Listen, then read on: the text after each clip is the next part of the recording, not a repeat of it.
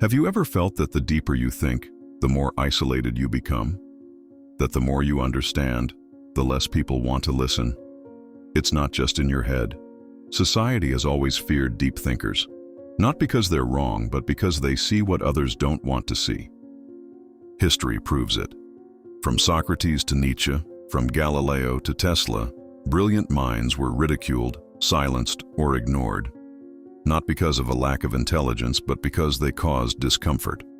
Schopenhauer, one of the most honest philosophers, believed intelligence was a curse, one that isolates those who see the world too clearly. But why does this happen? Why does society resist those who think differently? The answer is deeply rooted in human psychology. Think about it. When you stand next to someone physically strong, you usually admire them. When you meet someone rich, you might envy them, but you don't feel attacked. But when you encounter someone intellectually superior, something strange happens. Psychologists call this the mirror effect. A deep thinker doesn't just bring new ideas, they reflect the limitations of those around them.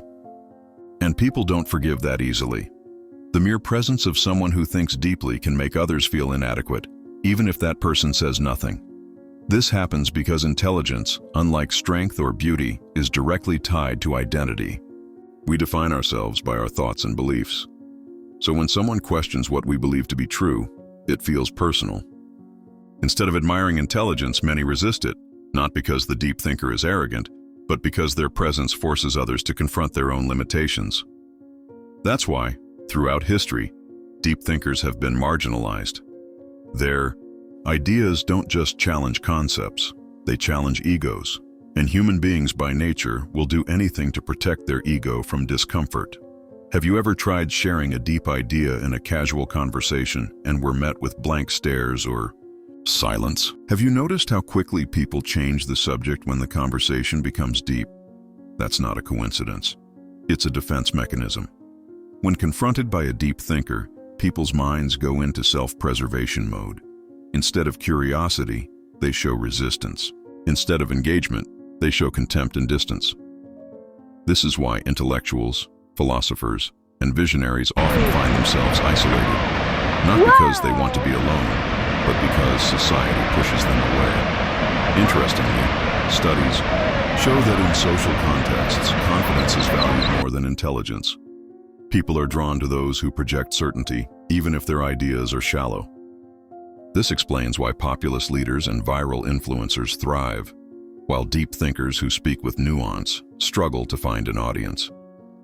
This is the great irony of intelligence. The more someone seeks truth, the more disconnected they become from the majority. The mirror effect not only reveals society's limitations, but also explains why it resists change. Science supports this. Studies show that when someone feels intellectually inferior, the amygdala, the brain's threat detector, is activated. Deep thinking isn't just intimidating, it triggers a primitive survival mechanism. This happens because for thousands of years, human survival depended on group acceptance. Being excluded could mean death. Our brains were wired to prioritize social harmony over intellectual pursuit. A deep thinker destabilizes that harmony. Their mere existence threatens norms, ideas, and social dynamics. That's why many thinkers feel like they don't belong, not due to lack of social skills, but because their intelligence sets them apart in a world that values conformity. A 2021 Stanford University study revealed something even more striking. Discomfort with deep thinkers increases in group settings. In private conversations, people feel less threatened. In groups, the threat intensifies because social status is at stake. People react not only to intelligence, but to how it makes them look in front of others. If someone feels overshadowed, they instinctively try to minimize or exclude the thinker. This pattern is reinforced by various cognitive biases, such as the Dunning-Kruger effect, where people with low ability overestimate their intelligence, while the truly intelligent doubt themselves. This creates conflict. Other examples include the status quo bias, where the mind prefers familiar ideas, and the backfire effect, where confronting beliefs makes people cling to them even more. On social media, this is amplified.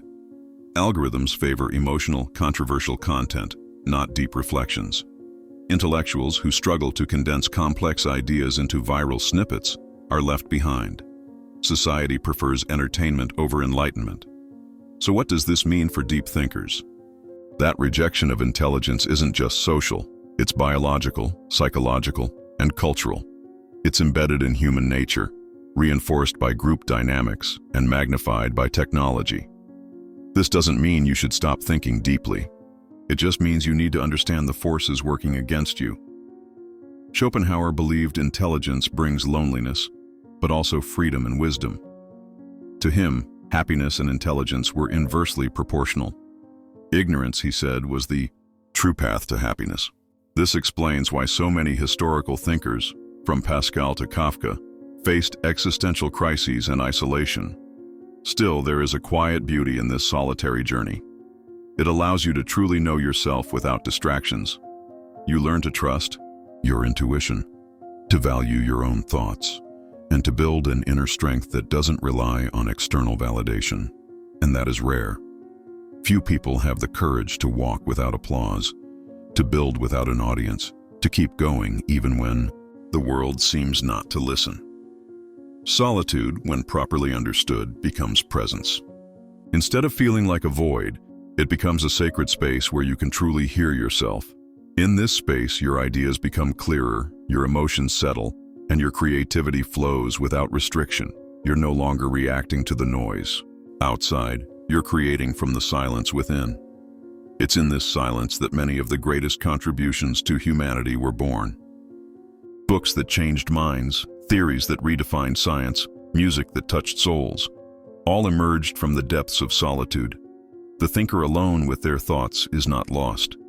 They are building something that can outlast time itself. And yet, solitude doesn't have to mean isolation. Seek out kindred spirits, people who think deeply, who value truth, who understand the weight of your questions. Even if they are few, these connections nourish the soul more than 1,000 shallow interactions. Find them in books, in quiet conversations, in moments of shared insight. Use your solitude to create, to evolve, to sharpen your inner vision. Don't let the world's lack of understanding dim your light.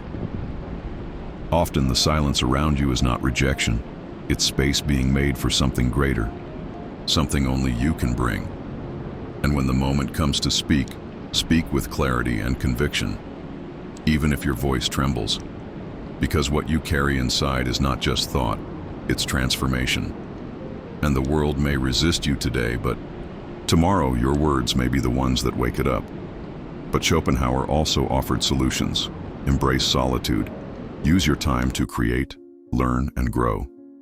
Seek out those who think like you, in books, communities, or intellectual circles. And choose wisely where and how you share your ideas. Not everyone is ready to hear what you have to say. Motivation.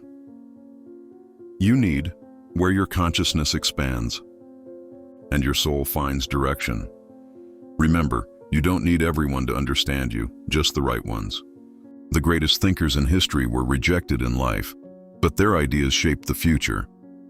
If you feel like you see the world differently, maybe it's because you're one step ahead. And as lonely as this journey may seem, it's essential, because it's the deep thinkers who move humanity forward.